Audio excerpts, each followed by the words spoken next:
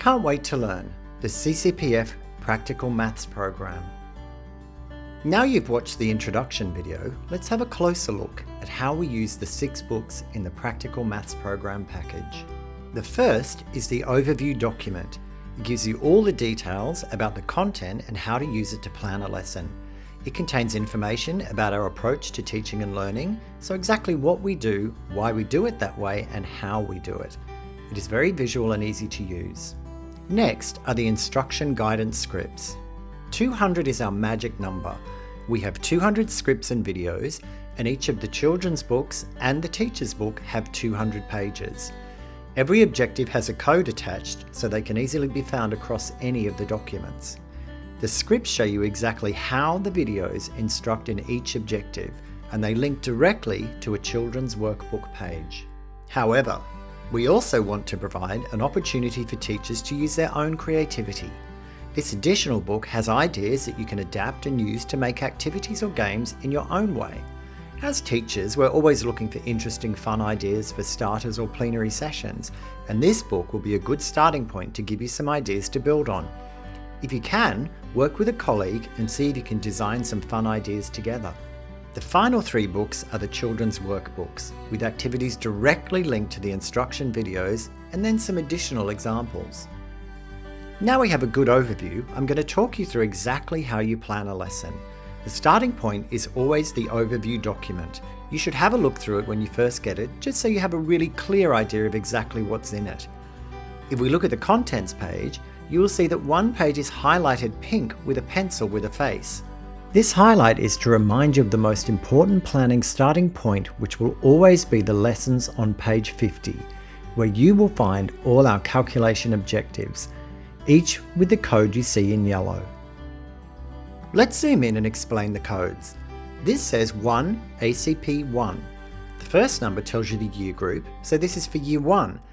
The ACP stands for addition, calculation, progression, and the number is 1.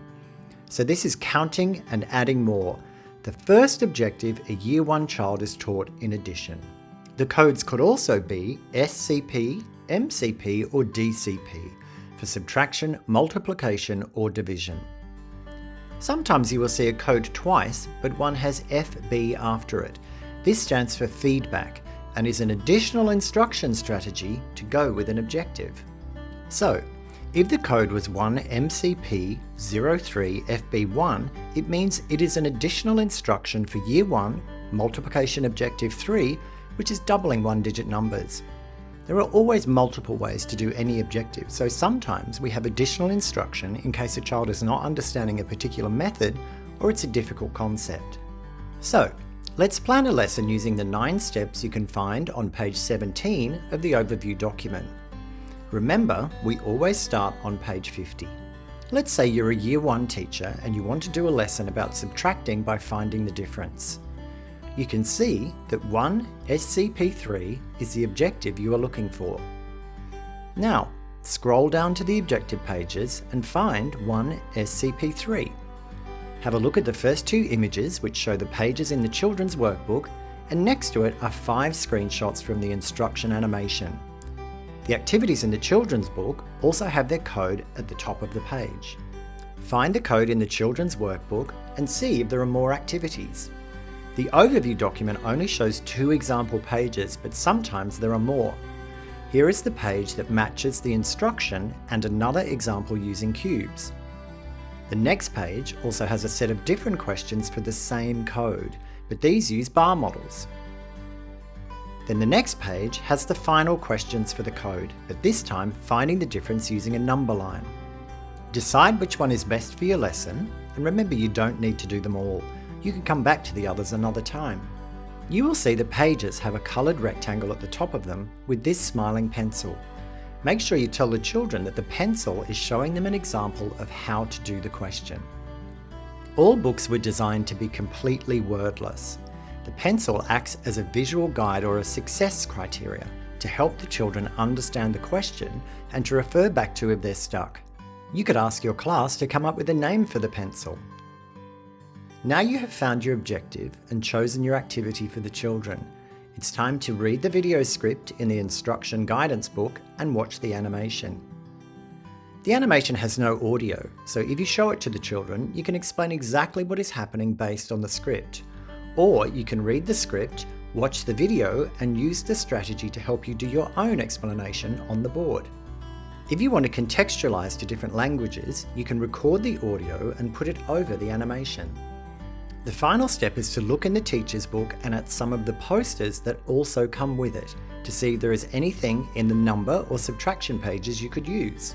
First, you could practice counting on from different numbers on the number line. This is an important skill when you're learning about finding the difference. Then, if you look at page 7, you'll see it has number cards. You could print them or make 2 sets yourself. Sit everyone in a circle and write up a subtraction. Ask a child to first show it with the cards and then show everyone how to solve it by finding the difference. You could have several rounds as an introduction or to finish up your lesson. Familiarise yourself with the teacher's book and get creative.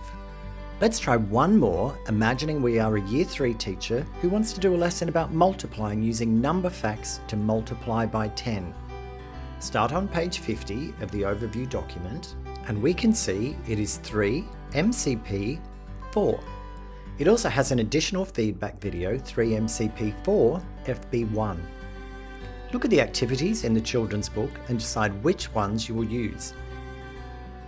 See if there are any other resources in the number and counting sections. For example, you could play a game about counting in tens for this one. Now read the script and watch the video and see if there's anything you could use or get an idea from in the teacher's book or any of the number and place value videos. We have made the documents very visual so you can pick and choose things without having to do a lot of reading. So make sure you look through everything and familiarise yourself first with the resources and the videos. Remember, have fun with your teaching and learning and get creative.